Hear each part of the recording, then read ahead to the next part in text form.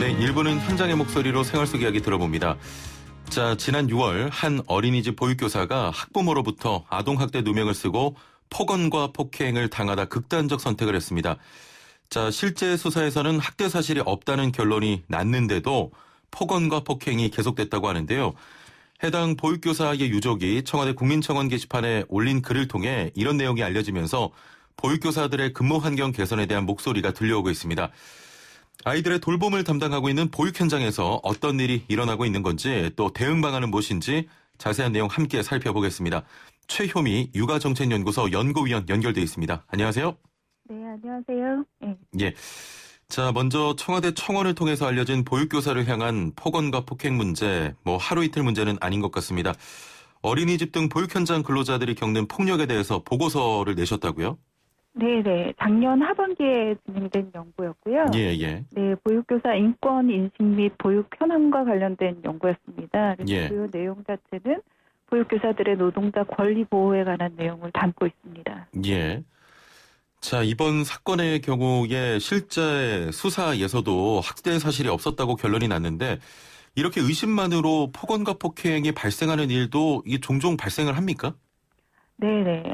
학부모들의 이제 폭언, 폭행 같은 경우는 예. 작업장 폭력 상황과 연관이 된 문제인데요. 예. 이제 작업장 폭력과 관련해서 다양한 유형들이 있는데 예. 이 중에서도 이제 학부모로부터의 폭언, 폭행이 가장 빈도가 높은 작업장 폭력 사각이라고 보시면 될 것 같습니다. 그래서 조사 결과에서는 학부모님들이 어떤 모욕적인 비난이나 고함, 욕설 등을 했다, 이걸 경험했다라고 응답한 보육교사들이 23% 정도 되거든요. 그래서 상당히 높은 비중이다라고 볼 수 있을 것 같습니다. 예.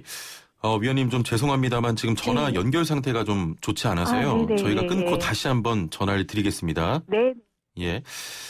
자, 지금 지난 6월에 발생한 한 어린이집 보육교사, 학부모로부터 아동학대 누명을 쓰고 폭언과 폭행을 당하다가 극단적인 선택을 했는데요.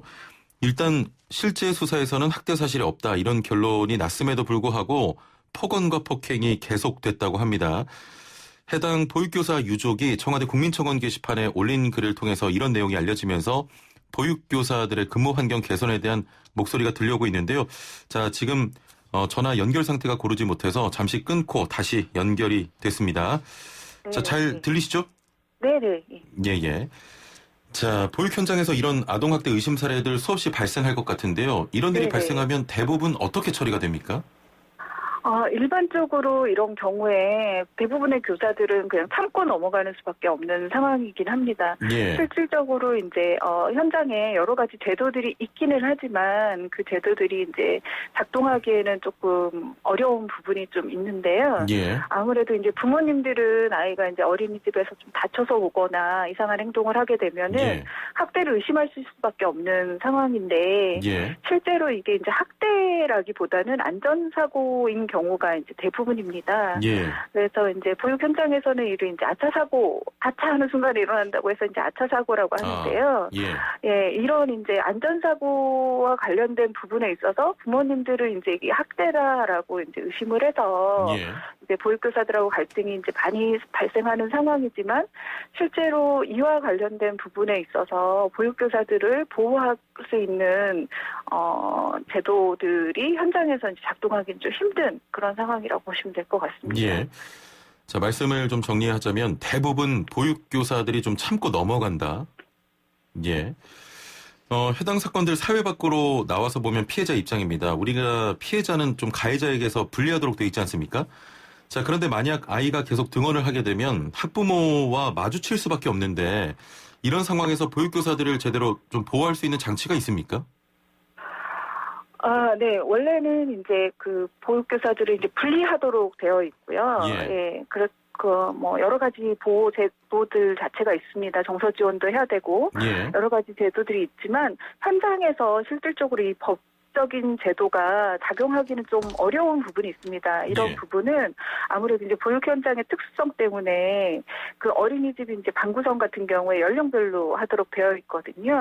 그러면 한 아이가 이제 문제가 있다고 해서 다른 아이들의 돌봄 권한 자체를 침해하기가 어려운 부분이 있는 거죠. 그리고 이제 연령별로 한 반 정도가 보통 구성이 되기 때문에 그 아이를 다른 반으로 사실은 이제 보내기도 좀 힘든 상황입니다.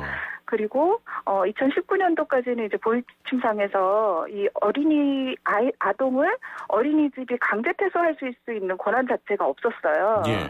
예, 그러다 보니까 그 부모님들이 계속 보내겠다라고 하면 그 어린이집에 계속 가야 되고 그 보육교사를 계속 만나야 되는 상황에 놓여 있습니다. 아이를 강제 퇴소할 수 있는 그런 조치가 없었다는 말씀이시죠? 네네, 강제 퇴소할 수 있는 권한 자체가 어린이집이 가지고 있지 않습니다. 2020년에는 이 부분에 대해서 이제 지침을 삭제를 하고 이렇게 좀 제도 개선을 하려고 노력은 하고 있지만 현실적으로 아직까지도 강제 퇴소는 어렵다고 보시면 될 것 같습니다. 현재도 강제 퇴소는 안 되고 있는 거죠? 네네. 자, 여러 가지 좀 보육교사들에 대한 보호장치가 있긴 한데 제대로 역할을 하고 있는 것 같지는 않아 보이거든요. 어떻게 보십니까? 네, 그렇습니다. 보호장치가 있지만 현장에서 현실적으로 사실 적용하기에 조금 어려운 부분들이 존재를 합니다. 지난해부터 직장 내 괴롭힘 금지법이 시행이 되고 있습니다.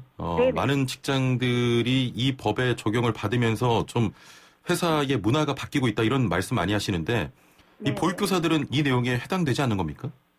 네. 그 직장 내 괴롭힘 보육교사들도 당연히 이제 보호받게 되는데요. 이 부모님과 이제 보육교사 사이에 일어나는 그 갈등은 사실 직장 내 괴롭힘 상황이라기보다는 작업장 폭력 상황이거든요. 직장 내 괴롭힘은 이제 직장 상급자와 동료들 사이에서 일어나는 것들이기 때문에 그래서 이제 작업장 폭력과 관련된 부분은 저희가 쉽게 이제 이해하기에는 감정노동법에 의해서 산업안전보건법에 의해 가지고 보호를 받을 수 있는 권리이긴 합니다. 근데 다만 지금 보육교사들은 영유아 보육법상에 이제 제약을 받아가지고 아이들을 돌봄을 하고 있는 상황이거든요.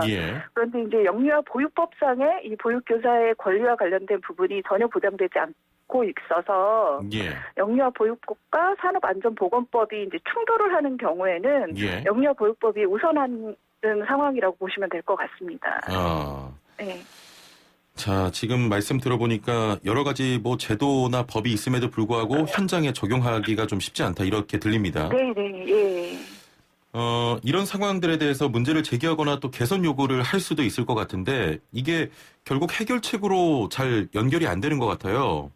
이유가 있을까요? 네, 아무래도 이제 보육이라는 것 자체가 아이들을 이제 안전하게 보육하고 아이들을 이제 건강하게 길러내는 데에 목적이 좀 있습니다. 그러다 보니까 거기에 이제 우선순위가 가다 보니까 상대적으로 보육교사들은 조금 그런 부분에 있어서 참고 계속해서 이걸 받아줘야 되는 입장에 아무래도 약자 입장에 놓일 수밖에 없는 상황이 있고요.